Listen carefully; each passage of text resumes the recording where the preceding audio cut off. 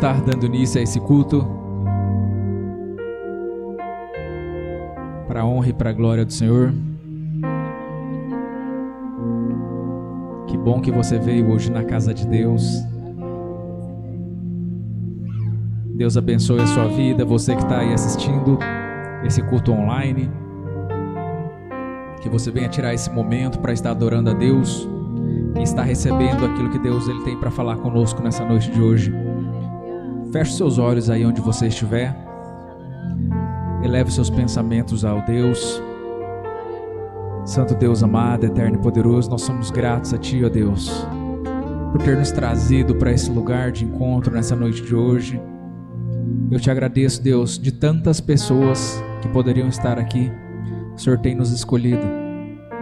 Eu Te agradeço, Pai, por cada uma das pessoas que comprometidas estão aqui neste lugar. E eu Te peço, Pai, para que o Senhor esteja falando hoje aos nossos corações. Que o Senhor use esse momento de intimidade, de individualidade, para que nesse culto, Pai, nós venhamos a reacender a chama, nós venhamos a refazer, amado, aquele caminho que muitas das vezes está perdido, que o nosso coração venha acessar o Seu, que a mente de Cristo ela venha se fazer presente em nós, que o Senhor esteja recebendo toda a nossa adoração. E eu Te peço, Deus, que nessa noite o Senhor esteja com seus ouvidos inclinados para ouvir o nosso clamor. Fala aos nossos corações através da Sua palavra. Recebe as nossas ofertas de adoração, de tempo. Eu Te peço, Deus, que o Seu Santo Espírito nesse momento já esteja preparando o caminho, já esteja preparando essa terra para receber a Sua semente. Conduz esse culto conforme a Sua vontade, Pai. É o que nós Te pedimos e já Te agradecemos no nome de Jesus. Amém. Amém. Glória a Deus. Vamos adorar o Senhor, declarando que Ele é o único que merece a nossa adoração.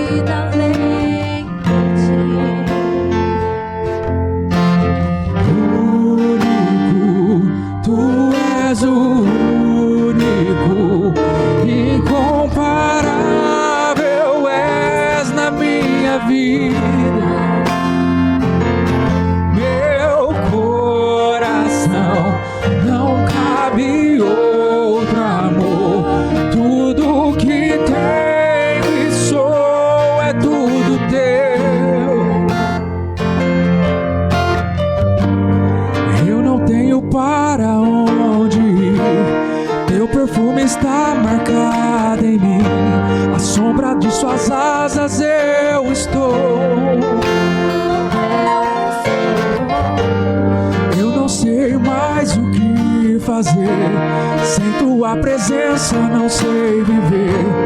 Não existe vida além de Ti. Único, Tu és o único, incomparável és na minha vida. Meu coração não cabe outro amor. Tudo que tem sou é tudo Teu.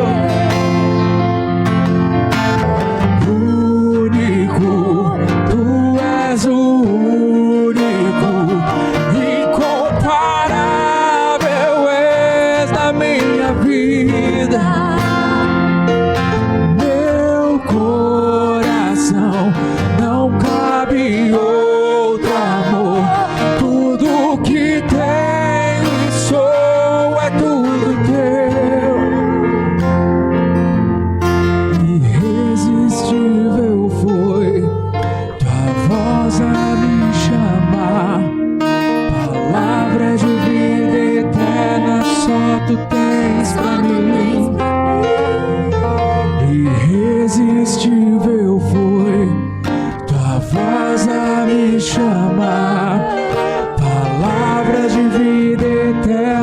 só tu tens pra mim. Irresistível foi tua voz a me chamar. A palavra de vida eterna só tu tens pra mim. Irresistível foi tua voz a me chamar. Palavra de vida eterna só tu tens pra mim. Único, tu és o único, incomparável és na minha vida. Meu coração não cabe outro amor. Tudo que tem e sou é tudo teu. Único, tu és o único, incomparável és na minha vida. Meu coração não cabe outro amor. Tudo que tem e sou é tudo teu, é tudo teu.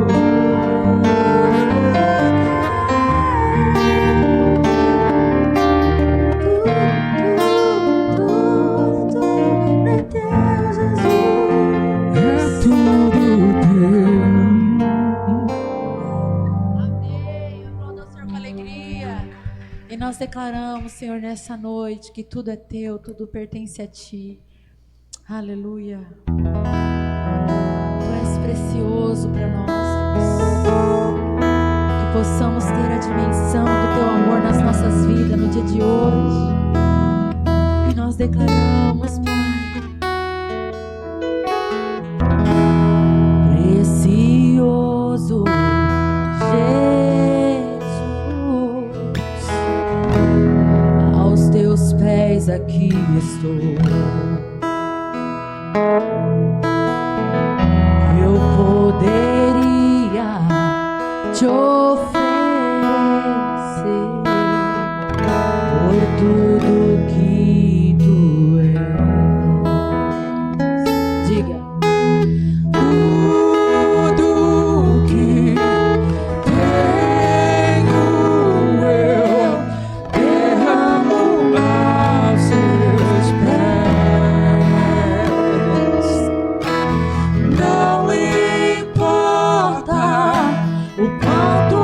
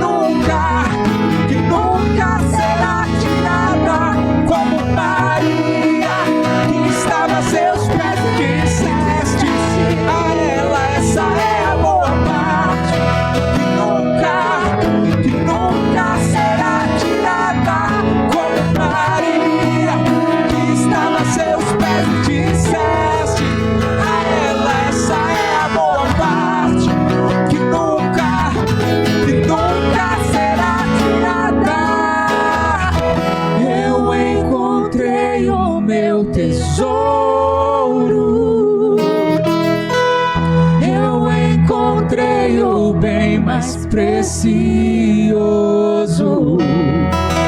Eu encontrei o meu tesouro. Eu encontrei o bem mais precioso. Amém. Aleluia. Glória a Deus que nós escolhemos a melhor parte, que é ter um momento do dia para estar nos pés do Senhor e declarar o nosso amor por Ele, para ouvirmos dEle o que Ele tem para cada um de nós, para Ele aquecer o nosso coração, para que a incredulidade deste mundo e das coisas ao redor que acontecem na nossa vida venha diminuir e que Ele cresça em nós. É por isso que nós estamos aqui, é por isso que nós declaramos que é na sua presença que estamos guardados, Senhor Jesus. Seguro estou nos braços daquele que nunca me deixou. Eu faço essa oração, Senhor,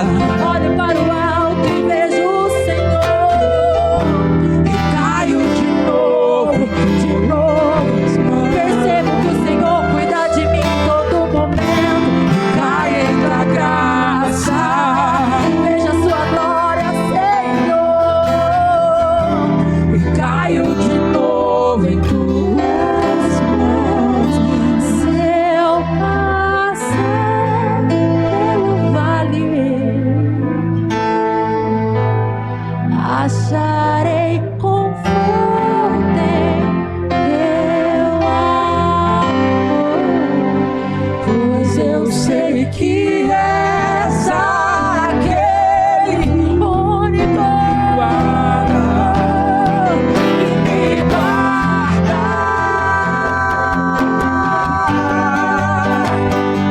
Teus braços é o meu descanso. Em teus braços é o meu descanso.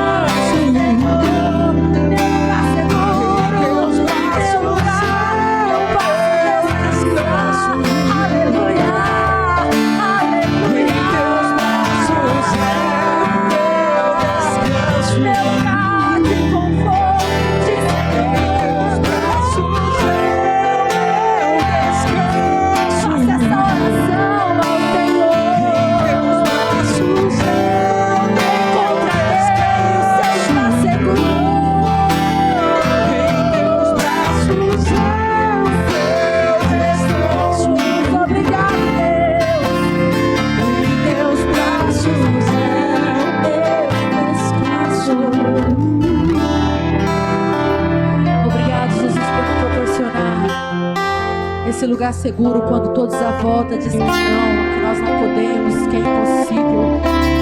Que possamos continuar crendo que Tu és o Deus do impossível, que Tu és o Deus que ainda opera milagres, que Tu és o Deus que traz a luz à escuridão, as pessoas que abrem a porta quando ouvem o Senhor bater. Que o Senhor possa continuar trabalhando nos corações, aqueles que estão nos ouvindo, aqueles que estão angustiados, aqueles que estão vivendo na escuridão, na tormenta, na angústia. Que o Senhor seja a luz hoje que entra e irradia esse quarto, que irradia esse lugar, que irradia esse coração, que ele possa ver a luz do Espírito Santo, dando uma nova oportunidade, dando uma nova esperança, e encontrar em Ti, Senhor, o escape, a saída, o conforto, a paz que a alma tanto necessita e precisa. Obrigado por mais essa oportunidade, em nome de Jesus. E nós agradecemos a Ti, Pai. E a igreja diga amém. Amém. Adora ao Senhor. Aleluia.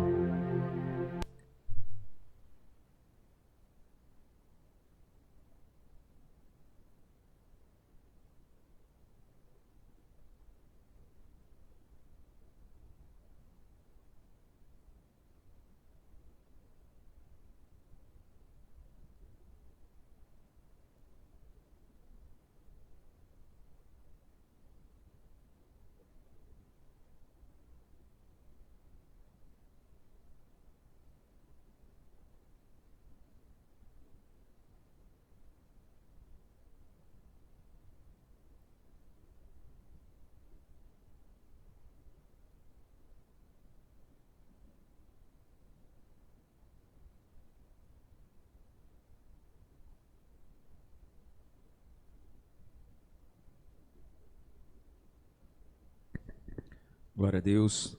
Quero estar convidando você para abrir sua Bíblia lá em Lucas.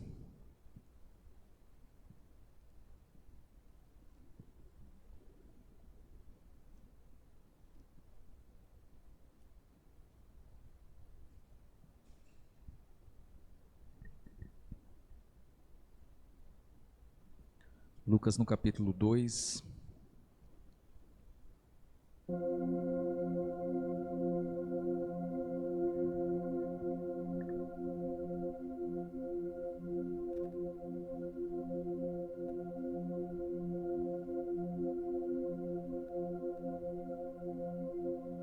Vou começar pelo verso 25 e vou até o 35.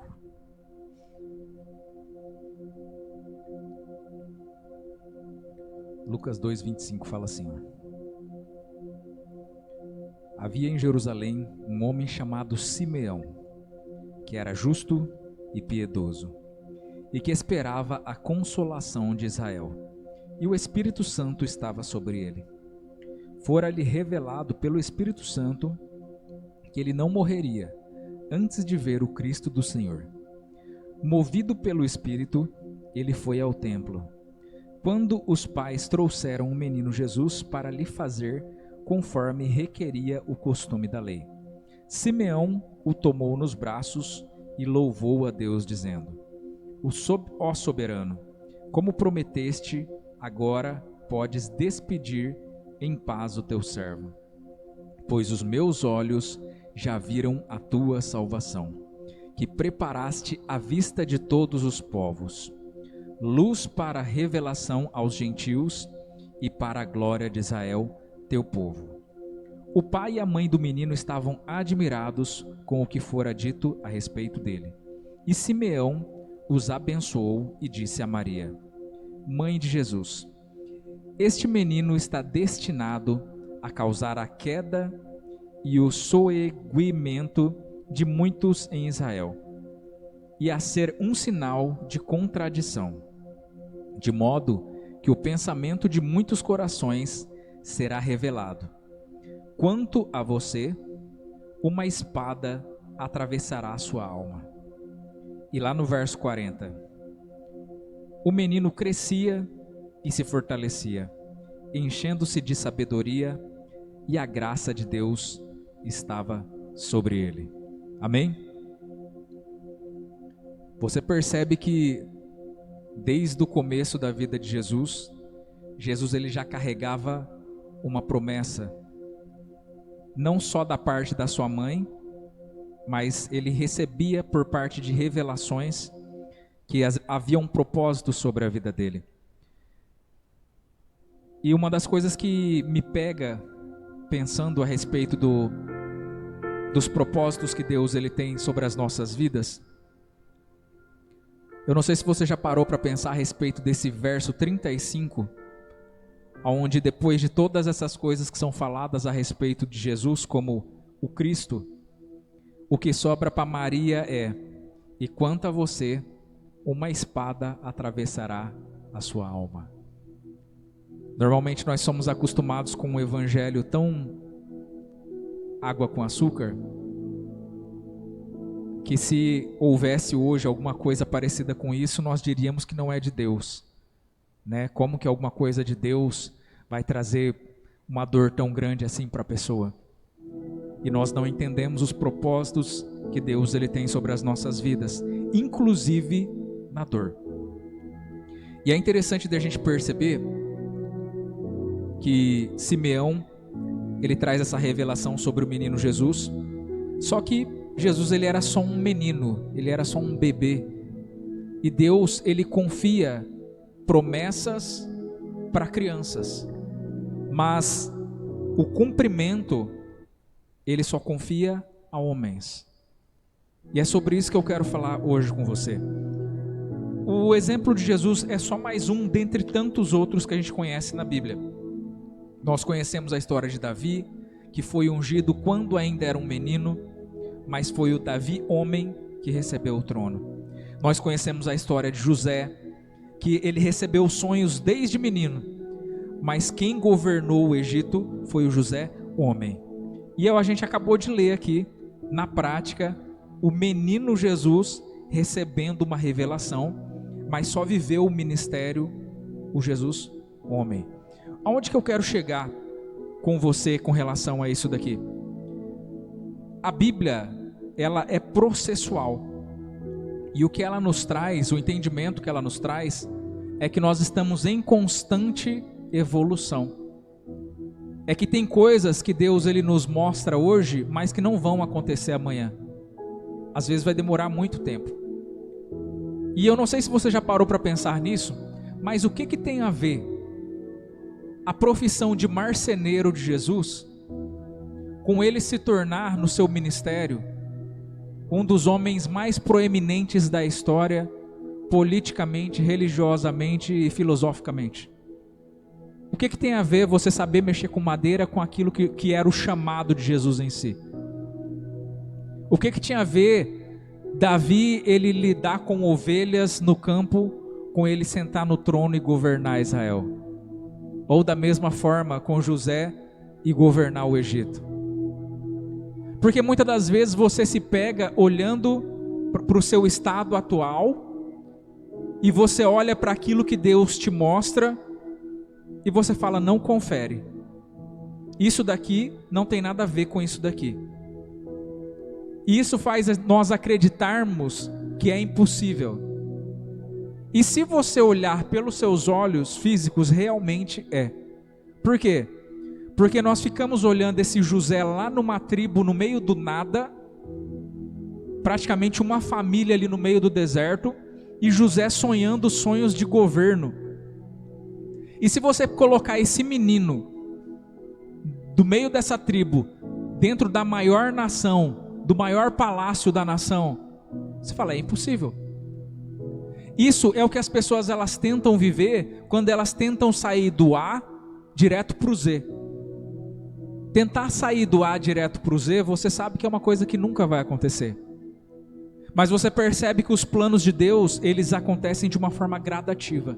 Você percebe o verso 40 aqui que a gente leu? Ele fala assim, e o menino crescia e se fortalecia, enchendo-se de sabedoria, e a graça de Deus estava sobre ele. Ou seja, Deus, ele não constrói nada que já começa grande. Quando Deus ele vê um grande plano, um grande propósito que ainda vai acontecer no futuro, ele pega literalmente você, que não tem a mínima possibilidade, a mínima competência hoje, e assim como aconteceu com o próprio Jesus, que a gente poderia dizer, não, mas Jesus é Deus, mas ele é um Deus que se esvaziou de toda a sua deidade para passar por todos os processos igual nós passamos, para que depois ele pudesse virar para nós, no nosso estado de vítima, falando, não tem jeito, Jesus, você não sabe o que eu vivi na minha vida, você não sabe da família de onde eu vim. Aí Jesus vira para você e fala assim, fica sossegado, eu já venci o mundo. Em outras palavras, tudo aquilo que você já passou, eu já passei. Existem 5 dores que traumatizam o ser humano, e Jesus viveu todas elas. Então se você foi traído, ele já foi. Se você foi humilhado, ele já foi. Se você foi abandonado, rejeitado, ele já foi. Se você foi manipulado, ele já foi. Qualquer coisa que você possa olhar para Jesus e falar assim, você não sabe como eu me sinto, ele fala, eu sei como você se sente. Porque eu passei por tudo isso na máxima intensidade que um ser humano pode suportar. Então sim, se tem uma pessoa que sabe o que você passou ou o que você está passando, é ele. E uma das coisas que é importante de nós entendermos com relação à história e vida, é que Deus ele não descarta os momentos dolorosos da nossa vida. E isso é uma coisa tão importante para Deus, que por mais que Jesus ele ressuscite em um corpo glorificado, ele faz questão de deixar a marca, as chagas aonde os pregos furaram suas mãos. Porque aquilo não é um motivo de vergonha. Muitas das vezes os lugares onde você foi humilhado, eles se tornaram para você um motivo de vergonha, e você quer esquecer, assim como José o fez. Porque por mais que nós olhamos para José como o menino prodígio, né? Meu Deus, como que pode alguém com tanta santidade cometer os mesmos erros que eu e você cometemos? José ele tentou apagar o passado dele para tentar diminuir a dor que ele sentia. Sabe como é que se chama o primeiro filho de José? Manassés. Sabe o que significa Manassés? Deus me fez esquecer da casa de meu pai e da minha dor. Sabe qual que é o problema de eu esquecer da casa do meu pai e da minha dor? Porque lá também tem o meu pai, a pessoa que era mais importante para mim. Lá também tem as pessoas que eu amava, mas por causa daqueles que eu desprezei todos juntos. Então muitas das vezes na nossa vida, por causa de uma pessoa, por causa de um problema, por causa de uma situação, nós descartamos tudo. Quando Jesus ele nos ensina que eu preciso lidar com esse passado e não tentar apagar esse passado. Eu não preciso trabalhar uma amnésia. Eu preciso entender que isso faz parte do processo que Deus tem para a minha vida. Até esses momentos que Jesus ele passou, hoje servem de exemplo para nós, para dizer que tem como, para dizer que tem saída, que tem jeito. A palavra de Deus lá em 2 Coríntios, no capítulo 9, no verso 10, fala que Deus dá a semente para o que semeia. Sabe o que ele está falando? Que ele não vai dar algo para você que você não se utilize disso. Para que você pede a unção de Deus? Unção para quê? Deus ele dá a semente para o que semeia. Se você não está semeando, Ele não vai te dar semente. É simples assim. Deus, Ele está atuando de acordo com aquilo que você tem. Você fala, mas aquilo que eu tenho é muito pequeno. E a capacidade que eu tenho hoje também é muito pequena. Mas você está fazendo, você está desenvolvendo alguma coisa com a sua capacidade pequena? Porque se você estiver desenvolvendo algo com a sua capacidade pequena, Deus, Ele dá semente àquele que semeia. A palavra de Deus diz que, voltando lá para José, por mais que José era um escravo, ele era o melhor escravo. Por mais que José era um prisioneiro, ele era o melhor prisioneiro. Se você for lá na época de Daniel, em todos os lugares onde eles apareciam, Sadraque, Mesaque e Abednego, eles eram os proeminentes da história. O que eles precisavam fazer, eles faziam melhor do que todo mundo. Como Deus não vai olhar para essas pessoas e colocar um pouco mais de talento sobre a vida deles? Eu não sei se vocês se lembram aqui que eu preguei a respeito da parábola dos talentos da última vez. E na parábola dos talentos ele fala assim: aquele que tem, receberá mais ainda. Então aquele que está se utilizando do pouco que ele tem, ele vai receber mais do que aquilo que ele tem. Agora aquele que está falando assim, não, o que eu tenho é muito pouco, por isso eu não estou fazendo nada, até o pouco que ele tem, ele será tirado. Como menino, Jesus, ele atuou como menino. Ele cresceu, se desenvolveu e cresceu na graça de Deus, não só em estatura. Da mesma forma que Deus espera de nós. Ele espera que à medida que nós venhamos a conhecer mais a Deus, nós venhamos a nos desenvolver também. Porque ele fala conhecer e prosseguir em conhecer. O problema é que as pessoas acham que já conheceram. Não, eu sei quem é Deus. Não, eu creio em Deus. Mas o que isso mudou na sua vida? Qual foi a diferença que aconteceu depois que você conheceu a Deus? Isso faz com que nós comecemos a olhar para nossas vidas e pesar aquilo que nós estamos vivendo. Porque talvez você olhe para a vida de algumas pessoas, às vezes da mesma idade que você, ou às vezes do mesmo tempo de igreja que você, e você fala, nossa, como que fulano, Deus usa fulano, né? Como que Deus abençoou, como que fulano está vivendo um propósito, e eu estou aqui, do mesmo jeito, às vezes do mesmo jeitinho que entrei na igreja, estou até hoje, não mudou nada. Não melhorei em nada, não piorei, mas também não acrescentou em nada. Então já tem alguma coisa que está errado. E a frase que nós precisamos levar em conta aqui é que o plantio é opcional, mas a colheita ela é obrigatória. Mais cedo ou mais tarde a conta chega. Se eu estou fazendo, eu vou ter o resultado. Se eu não estou fazendo, eu vou ter a consequência. Não tem muito para onde correr. Ou você faz, ou você faz. Porque se você não fizer, depois não dá para se arrepender. De você ver as pessoas colhendo os seus feixes ali, enquanto você está de mãos vazias. Como que eu vou reclamar se foi eu mesmo que não plantei? E é importante a gente entender uma coisa, tem uma frase do pastor Drummond Lacerda, que ele fala assim, a plenitude de Deus está esperando você crescer. E essa frase ela está baseada lá em Romanos 8,19, que fala assim, a natureza aguarda com grande expectativa que os filhos de Deus sejam revelados. Em outras palavras, não é só uma questão de desenvolvimento pessoal. Existe todo um cosmos, todo um ecossistema que está esperando você acordar.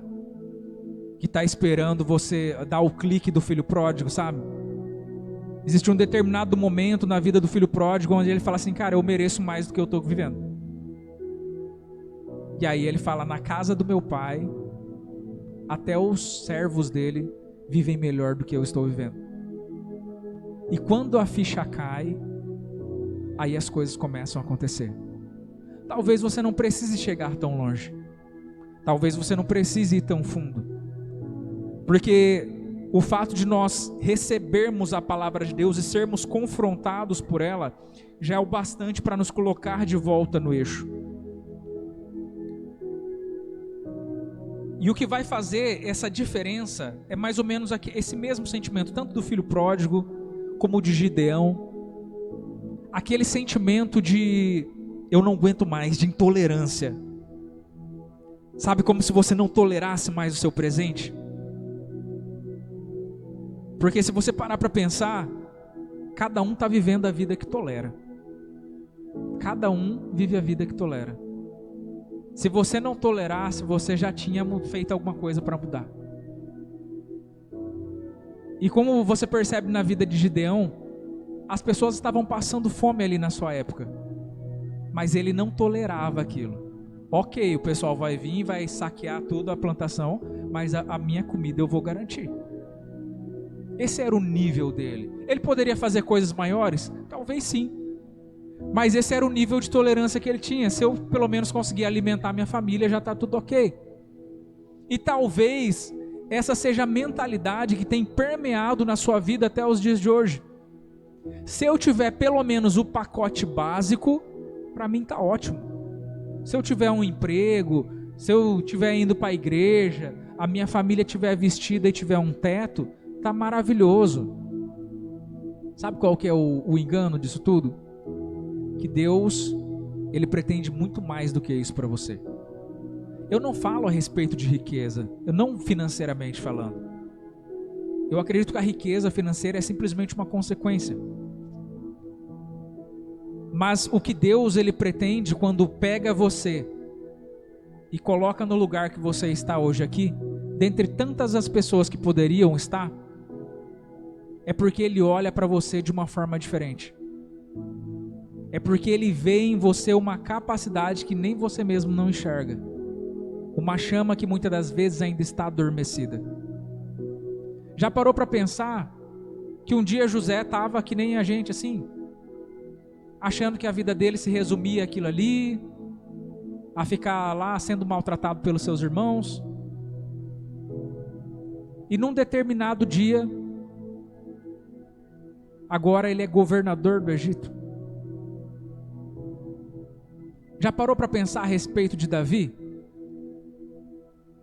Tanta desfeita que ele recebia do seu pai, da sua família, e daqui a pouco ele sentado no trono de Israel, e sendo conhecido como o rei, que o seu reinado vai durar para sempre. Era uma pessoa como eu e como você, que talvez olhando para si mesmo, ele não via nada que pudesse fazer com que Deus lhe escolhesse. Mas Deus escolheu. E conforme eu sempre falo para vocês, quando Deus Ele me chama, Ele se responsabiliza.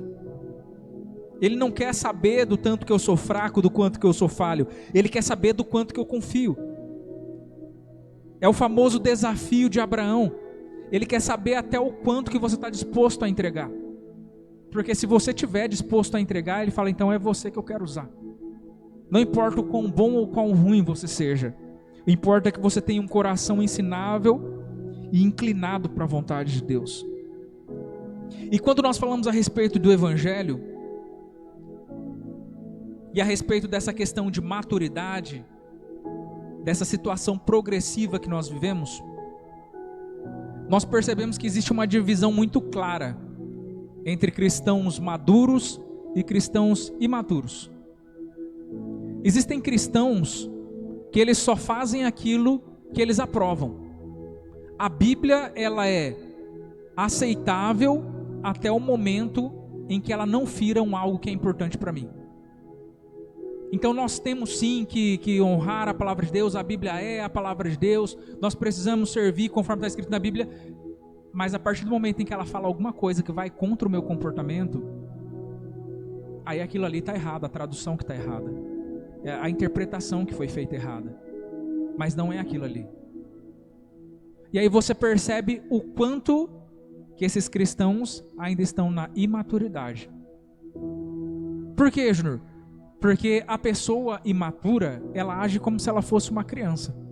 Ela só faz aquilo que ela quer fazer. A criança, ela não faz aquilo que tem que ser feito, ela faz aquilo que ela quer fazer. Então é por isso que muitas das vezes nós precisamos estar numa circunstância que seja favorável, Nós precisamos estar num ambiente que me estimule para que eu possa adorar a Deus, porque senão não tem adoração. Eu preciso estar no meio de um público onde o pastor ele não é suficiente ele ser um pastor. Ele tem que ser um animador de plateia, porque senão eu vou dormir no culto. Eu não sou autorresponsável pela minha própria adoração, pelo meu próprio culto. E aí quando eu preciso, quando o negócio aperta para mim, aí eu tenho que terceirizar o serviço, porque eu não sou íntimo de Deus. Aí eu tenho que chamar alguém, ô irmão, ora por mim. Pastor, ora por mim. Eu tenho que ir na igreja do profeta, porque o profeta tem que ver alguma coisa na bola de cristal dele. Por quê? Porque eu ainda não tenho intimidade com Deus. Eu ainda sou uma criança que só sirvo a Deus por aquilo que Ele tem para me oferecer. Agora, quando Ele exige um comportamento de responsabilidade da minha parte, aí eu falo, dura essa palavra, hein? Essa palavra que me confronta, que parece que sabe exatamente o que eu estou vivendo, e fala que está tudo errado. Porque, num primeiro momento, Jesus ele me chama, e eu venho como eu estou.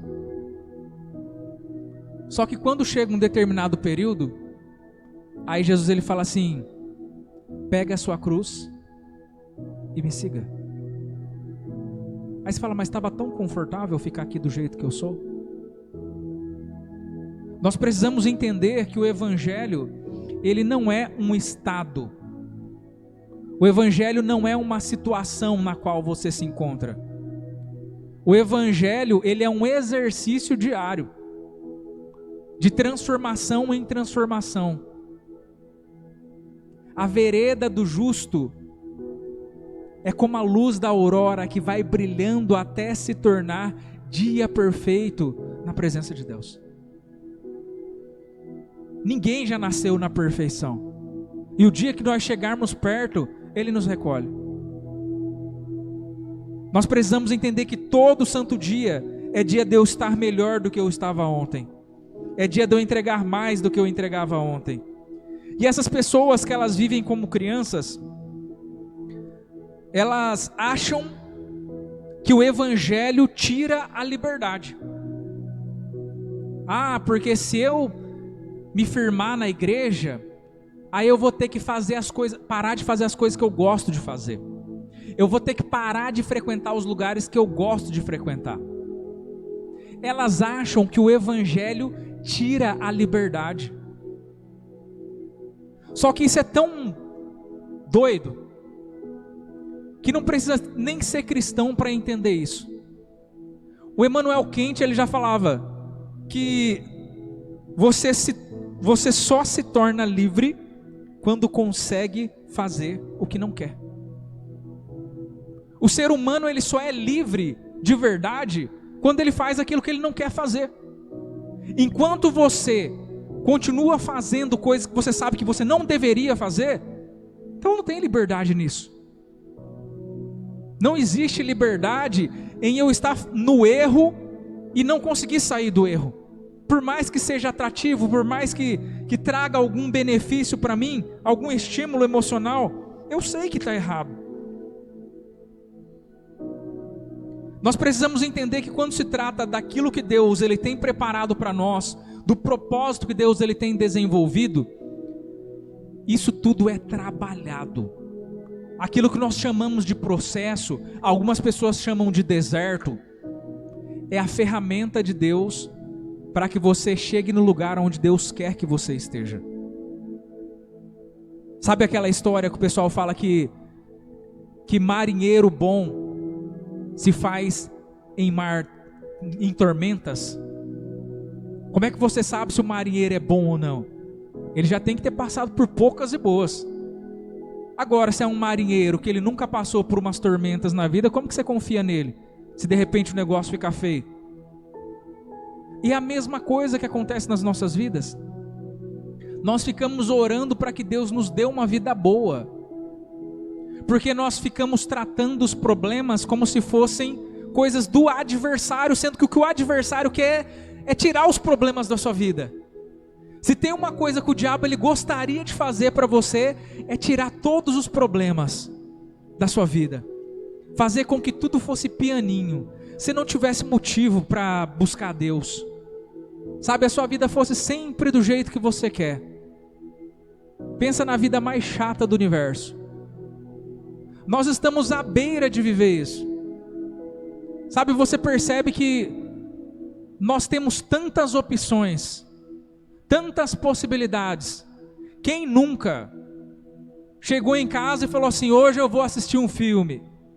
E aí você vai na Netflix e fica procurando. Quando você vê, faz 1 hora que você está procurando. Aí você fala: eu vou sair da Netflix e vou para a Apple. E fica procurando. E no fim você fala: fica tarde, eu vou dormir. E não assistiu filme nenhum. Teve uma época onde você ia na locadora atrás do filme. Chegava lá, não tinha o filme que você queria. Porque o filme do lançamento nunca tinha. Sempre já estava alugado. Você tinha que pegar o filme que tinha e você tinha que assistir, porque era a única coisa que tinha para assistir. Você já tinha pagado. E no final ainda tinha que entregar rebobinada a fita, ainda senão pagava a multa. E ficava feliz da vida. Só que o problema é que hoje nós ficamos tão confortáveis que isso tudo tem nos desestimulado. Isso tudo tem feito com que a vida ela venha perdendo a graça. Tem tanta coisa. As crianças hoje elas não assistem um desenho, elas assistem a série do desenho inteira e depois não tem mais graça. A gente tinha que ficar esperando 1 semana para assistir cada episódio de cada desenho que passava. Era uma guerra para ver quem ficava na frente da televisão, porque todo mundo queria assistir uma coisa diferente. E hoje em dia tem tudo, tem uma televisão para cada um, tem um celular para cada um, e mesmo assim as pessoas ainda estão insatisfeitas. Por quê? Porque nós estamos conseguindo tirar todos os problemas da nossa vida, sem entender que o fato de eu resolver problemas é o que faz com que eu cresça. Sem entender que os desertos que nós passamos são períodos de transição que fazem com que eu saia maior do outro lado. Depois de uma crise não existe a possibilidade das coisas continuarem do mesmo jeito que estavam. No deserto, ou você vence nele, ou você morre nele. Não tem outra opção. Mas nós temos uma mania de tentar facilitar as coisas. E aí o que a gente ouve? Nós ouvimos das pessoas assim: não, fica sossegado. Está demorando porque Deus está caprichando. Você acha que um Deus que cria tudo em 6 dias, qual fração de milésimo de segundo ele conseguiria transformar a sua vida? Quanto tempo ele precisaria para isso? Aí eu começo a sair lá da mentalidade do Adão caído e eu venho para a mentalidade de Cristo. Porque a mentalidade do Adão caído, só para vocês entenderem do que eu estou falando, é uma mentalidade infantil, de transferência de responsabilidade. Quando Deus pergunta para ele: Adão, por que você fez isso? Ele fala assim: foi a mulher que o Senhor me deu. Agora, quando nós chegamos no segundo Adão, ele era o único que não era culpado. Mas ele vira para Deus e fala assim: Pai, perdoa porque eles não sabem o que fazem. Deixa que eu pago tudo. Essa é a mentalidade de maturidade.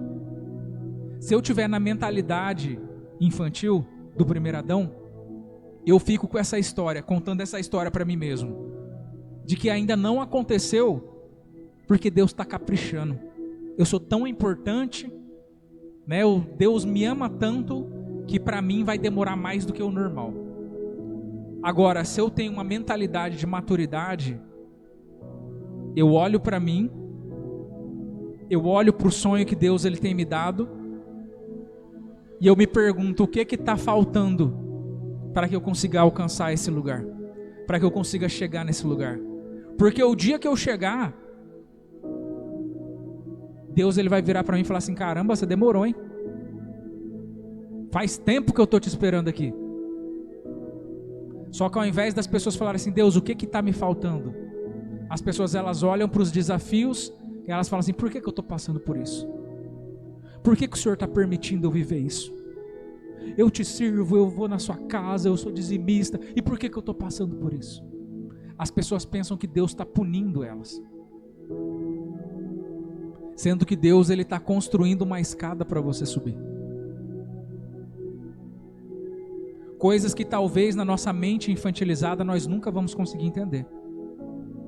Só que Deus está muito mais se importando com você não viver a eternidade no sofrimento eterno do que com o seu momentâneo sofrimento passageiro que você está vivendo aqui. Se for para Ele permitir que você passe a vida inteira sofrendo, mas que no final você venha para a vida eterna, Ele vai. Porque Ele sabe que a sua vida é só um sopro no meio da eternidade. Você tem noção do que é uma eternidade? E do que é a nossa vida dentro de uma eternidade? Quando o salmista fala que nós somos como um vapor, é isso que nós somos. E é por isso que nós devemos olhar para a nossa situação atual, pensando será que eu estou no preparo? Será que eu estou vivendo de acordo com aquilo que Deus tem para mim? Será que aquela história que está escrito lá nos Salmos, que Deus escreveu para mim, será que eu estou cumprindo essa história? Ou será que eu estou tentando buscar um atalho e fazer as coisas do meu jeito? Será que eu estou me preocupando mais com as minhas coisas banais e em gastar tempo à toa do que fazer aquilo que Deus sonhou para mim quando Ele me projetou? Deus tem propósitos nas nossas vidas. E por mais que o inimigo não possa, conforme está escrito lá em Jó 42, eu sei que tudo podes e nada pode frustrar os seus planos sobre mim. O inimigo não pode frustrar os planos de Deus, mas ele pode frustrar o plano dos filhos. É por isso que ele nem insiste com Deus, ele insiste com você. E sabe qual que é a melhor forma que ele faz de conseguir alcançar esse objetivo? Ele fala no seu ouvido como se fosse você mesmo. Ele chega bem pertinho de você e fala assim: se outras pessoas não conseguiram, por que você acha que você vai conseguir? Você já tentou tantas vezes, por que você vai tentar de novo? Você já não viu que isso não é para você, por que você não desiste logo? E aí você fica achando que é você mesmo pensando. Mas é aquela história do filho pródigo mais uma vez. Enquanto o criador de porcos, ele faz o filho pródigo não saber quem ele é, ele tem o controle sobre ele. Porque o dia que o filho pródigo descobrir quem ele é, ele descobrir de quem ele é filho, aí ele fala assim: para que eu estou fazendo isso daqui? O meu pai pode comprar essa fazenda inteira, por que eu estou aqui passando necessidade? O dia que você descobrir quem você é, aí não tem diabo que te segure. O dia que você descobrir quem você é, aí vocês deixam de ser aliados, e aí sim ele vai se tornar seu inimigo. Enquanto você estiver vivendo como um zumbi na sua própria vida, sem imaginar o propósito que Deus tem para você, você não oferece o mínimo perigo. E a única coisa que ele vai trabalhar para fazer é para te manter nessa posição. Trabalhar para quê? Se esforçar para quê? Correr mais para quê? Vai atrás de pessoas para quê? Ninguém está nem aí para nada. Então é por isso que eu falo para você: se tem alguém que está interessado em deixar a sua vida boa, é Ele. Deus não. Deus, Ele quer aquilo que é melhor para você. E para isso, Ele vai precisar te forjar. Eu gostaria de pedir para que você ficasse de pé.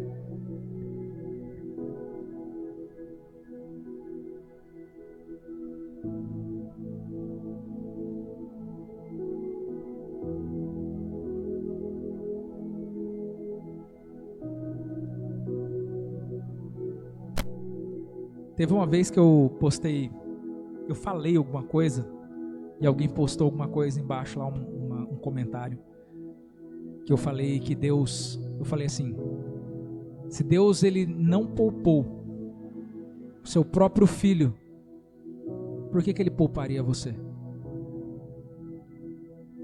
E aí alguém escreveu lá embaixo assim, Deus, não foi Deus que matou o filho dele, que não sei o quê.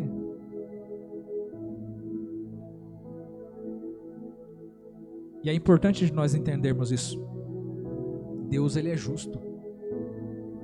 E quando Jesus ele morre, ele não morre por causa do diabo. Ele não morre por causa de uma dívida com o diabo. O diabo não tem nada a ver com a história, na verdade. A lei é de Deus. Jesus ele morreu para cumprir uma lei de Deus. Foi Deus quem ofereceu Jesus. Isso faz com que clareie a nossa mente com relação à forma, o que nós esperamos de Deus. Que tipo de evangelho que nós estamos vivendo? Se nós estamos esperando ter uma vida fácil. É esse Deus a quem nós servimos, um Deus que ele é justo, custe o que custar. Feche seus olhos aí. Você que está na sua casa, você que está assistindo essa mensagem online. Espírito Santo de Deus, nós somos gratos a Ti, Pai. Por esse dia, por esse momento, por essa palavra. Eu Te agradeço, Pai, por aquilo que o Senhor tem revelado aos nossos corações. E eu Te peço, Deus, que essa semente ela venha cair em terra fértil nessa noite de hoje. Que ela venha se aprofundar abaixo da superficialidade, de lugares onde muitas das vezes tem caído, tem sido comida pelos pássaros, tem sido levada pelo vento. Mas nessa noite, Deus, nós Te pedimos colheita, nós Te pedimos resultados, Pai. Que nessa noite esteja crescendo novos propósitos aqui. Sonhos que talvez já estavam refutados há tanto tempo, essas pessoas vão voltar a sonhar hoje de novo. Eu Te peço, Deus, que o Seu Santo Espírito nessa noite esteja direcionando esses corações, esteja afastando tudo aquilo que tem nos atrapalhado, que tem nos impedido de alcançar os Seus propósitos para nós. Esteja nos ajudando, Deus, para que nós venhamos a desenvolver, ó Pai amado, micro-resultados, micro-comportamentos que estejam atrelados com aquilo que o Senhor tem para nós. Esteja atuando no nosso estágio de preparação, nos desenvolvendo em tudo aquilo que for necessário, Pai. Eu Te peço que o Senhor venha nos dar uma unção de ousadia, para que nós venhamos a romper, para que nós venhamos a desenvolver tudo aquilo que estiver na nossa mão, tudo aquilo que tiver ao nosso alcance. Que nós sejamos conhecidos, ó Deus, não pelos problemas que nós temos, ou pelos problemas que nós vivemos, mas pelas resoluções que nós trazemos. Que nós venhamos a ser, ó Pai amado, os resolvedores. Que nós venhamos a ser, ó Pai amado, das pessoas que fazem a diferença onde elas estão. Que a sociedade, Deus, ela venha se aproveitar do talento que o Senhor tem colocado sobre nós. Eu Te peço que o Senhor esteja abençoando as nossas casas, as nossas famílias, os nossos relacionamentos. Que o Senhor esteja abençoando os nossos trabalhos, a nossa vida financeira, a nossa vida espiritual. Que o Senhor esteja nos abençoando como igreja, como comunidade.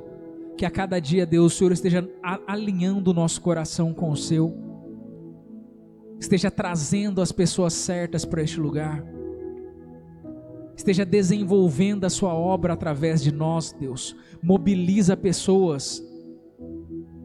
Faz com que nós venhamos a entender aquilo que nós ainda não entendemos. Nos dá clareza, Deus. Eu Te peço, Pai, que o Senhor venha nos incluir nos Seus planos e nos Seus projetos. Que o Senhor esteja trabalhando em nós e através de nós, Pai. É o que nós Te pedimos e já Te agradecemos no nome de Jesus. Amém? Você pode aplaudir o Senhor? Glória a Deus, que Deus esteja abençoando a sua vida.